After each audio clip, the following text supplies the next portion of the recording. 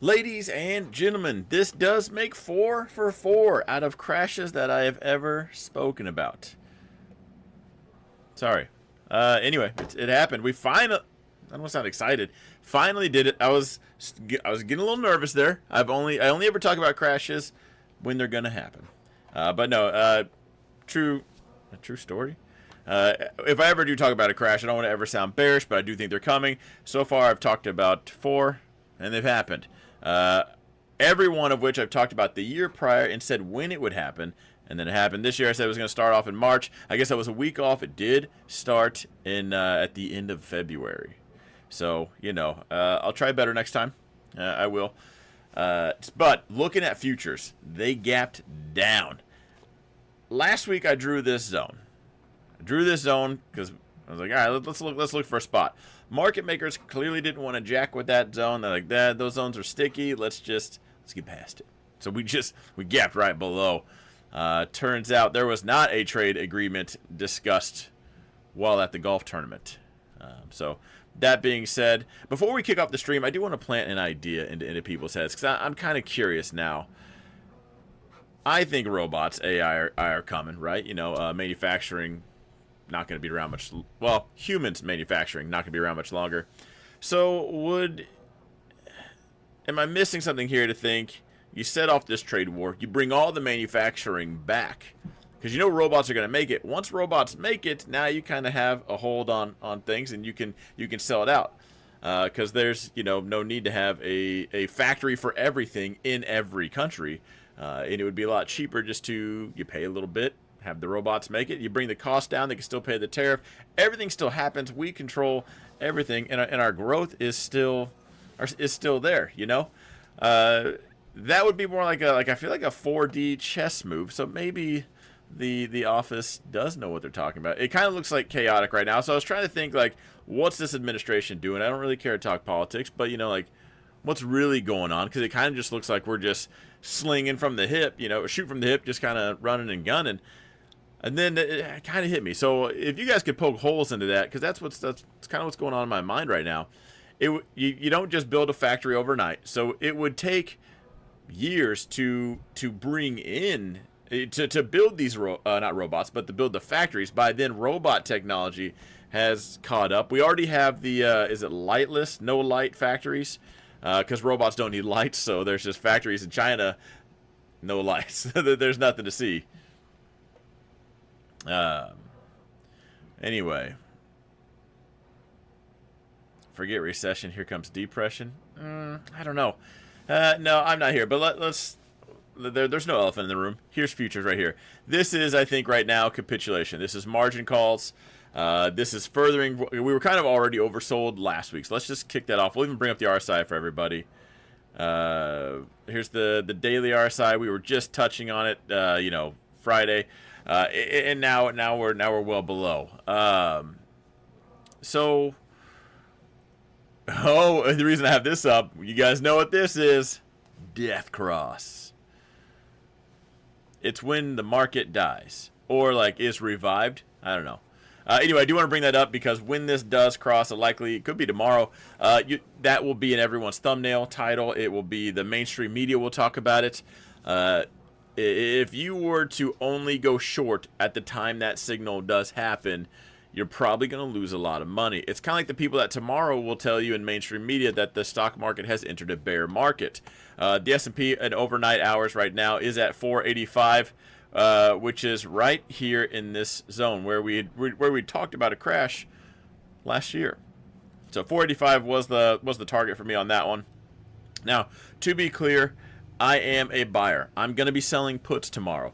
Puts are going to be extraordinarily expensive. Gamblers could flood in. We could just bounce overnight. We have a lot of time.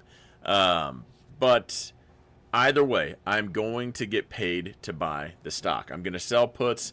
And if we continue to melt off, I will own that stock. I will get paid a lot to do so, just to own the stock. And here's the real warning. Right now is either one, I don't know if there's an in-between. Right now is either one of the best times to buy the stock, or we're just getting started. Trade yes, I just can't give the government the kind of credit to look out that far. That's what, see, that's where I'm at. Who's running the show here? Going back to my, is this like a 4D chess move? Because that's looking out a little bit further than the tip of their nose, which I don't usually give credit to politicians for doing so, you know? But anyway, back to this. If this is truly just chaos and we just have no clue what we're doing, this very easily could get worse, like the Rona worse. Like, we don't stop at 20%. 20% is going to be a huge box to check off. But before you go just getting crazy with it, because listen, I just told you guys I'm going to sell puts, which means I'm going to get paid to buy the stock. So I already have more money than just going out and buying it. But if it does continue south, my account will be down. Yes. I won't be down. I won't be feeling down, depressed. I'm not going to be anxious. I'm not going to be losing any sleep. This is a storm we'll all ride through. The last thing I'm going to do is make an emotional decision to get rid of everything at the bottom. I'm going to pull up the weekly right here because I want to show you guys all the crashes. What is this? If you weren't here for this rant, it was actually a good rant. This was before the crash. We talked about putting everything on a totem pole. List of importance. What do you need to sell now? What can wait a little bit? Just funny to bring that, never got deleted. All right. It is not going to feel good buying anything tomorrow or this week, especially if we're down further. And everyone thought the same thing right here. This is the March crash. This is the COVID crash. I think we can finally say it on YouTube now. I always call it the Rona crash. Here's the Rona crash. Now imagine someone going on YouTube, and you can imagine, if it's hard for you to imagine, just go back to my channel around that date, where someone says, this is where I'm buying. Anyway, it's going to feel rough. It's going to feel like they're throwing this baby out with the water, like zero's next. And then you're just going to forget all about that in a couple weeks after it does bounce. But a lot of people also said something similar to that the week prior. And it got worse, and it went down 30%, not just 20%. We checked that box, and then just to make sure, we didn't just check it, we filled it in. Like we're gonna make this very clear. This is a crash. Here's the market, though. Here's a crash. Here was the one they made a movie about, you know, with Christian Bale. Here's another downtime. Here's another downtime. What was this one? 2018. Here's the Rona crash. Here's the 2022 crash. Here's where we are now. So until that changes, I kind of don't care. Are we holding off on QLD now? What I'm buying tomorrow, and not what I'm buying, is what I'm selling tomorrow will be puts on Tesla, Meta, Microsoft, Nvidia, Amazon. Did I say Google? Google will be in there. Google will be in there. I don't know about Palantir. Maybe Palantir. It will be the heavy hitters, the ones that I truly like and don't mind owning. The last thing I want to do is sell puts on some garbage POS that when I finally get a sign, I'm thinking like, crap, why did I buy this? What was I thinking? Every one of you guys have taken that play before. It doesn't feel good. I've taken dumb plays like that because the chat's talking about AMC. I'm like, let's do this. And then the next day, I'm like, was I smoking something? What, was I that bored? Anyway, don't want to do that, especially not when we're melting down like this, because things are getting worse. Last week, we went 3 standard deviations. There was a 1% chance that was going to happen, and we did it last week. More than likely, not going to do that back-to-back. Historically, we don't do that back-to-back, because what happens is you catch the market makers off guard. We go well past the move, and I guess I should do it this way. These are the lines we draw out, like these dotted lines right here, specifically. So this is our expected move this week. It gets a lot bigger. You catch them by their nuts. You know, you got them. And they say, we're not doing that again. So we're going to price in a lot more. Everyone puts their chips on the table, widens out the expected move. The likelihood of us bashing right through that again, very, very unlikely. But like Mike used to say, the chances are greater than 0. If that does happen next week, we're rocking and rolling. That will be absolute capitulation. You know that meme where it's like the dog sitting in the fire and he says, this is fine, I'm fine? Imagine like the part 2 to that meme where his fur's burnt off, his skin is extra crispy, and he's not fine, okay? That's what that would be like if we were to break the expected move 2 weeks in a row of this nature. We've broken the expected move twice. We didn't just go 3 standard deviations and then just continue rocking and rolling down. So that being said, I am a buyer this week. Probably not in the growth account because I don't think you can afford to take on that kind of risk. Now, that's the account I post everything. The one I started from 0 and growing, right? So we have Mara, AMD. The one thing I'm not doing this week is selling calls. Every week for weekly income, I sell calls against the things that I have. But the thing is the day we snap this thing back, like we talked about last week, it's going to rival the red candle that brought it down here in the first place. So any call you sold is going to be, one, worth a whole lot less because they're just beaten down, just absolutely shriveled up like a raisin. The one green day is going to turn around, put that instantly in the money, and then you're going to be in trouble. So since I don't want to sell any of the shares, I'm not selling any calls. We would need an extraordinarily green day and then another green day on top of that, and then I would consider selling the 20 deltas. So bare minimum, it would be Wednesday and some of the most record-breaking Monday and Tuesday green numbers we've seen. That's what it would take for me to sell calls this week. HMNY puts? Why me? More downside after retaliatory tariffs kick off in April 9th. Hold on. Why? I wouldn't fall for that trap. The retaliatory carrots. Retaliatory tariffs. They're coming April 9th. All right, we know that. So there's no surprise there. There's no kicker. There's no, are you sure? Like, no, like we know it. We're pricing it in right now. The one thing we're not pricing in is them walking that back or coming into a trade agreement. Let's kick this thing off. Let's enter into some negotiations. They kick the can down the road. We give excuses as to what we're going to talk about. That would probably be a snapback. Right now, I think a lot of people are worried. We haven't seen the bottom. We haven't seen peak fear or margin calls kicking in. There's a lot of reasons why people might have been bullish before, thinking we're almost there, we're not going to crash. And now, good old Marge hitting them up, saying, hey, where's my money? I think I'll be selling the 170s on Amazon. We'll see what Tuesday looks like. Yeah. Why the bid price is higher than the ask price for NVIDIA call options? Those numbers will update tomorrow. I think you need to be in the 550 area before you sell calls. Are you talking about SPY? I'm not selling anything on SPY. I'm talking about Tesla, Meta, Microsoft, NVIDIA, like my account. So right now, Tesla's sitting at 218. Right here at this zone. That's a weekly zone. It could be a decent. Now, be careful, because you've watched these things turn on a dime at these zones. And you might find a few buyers.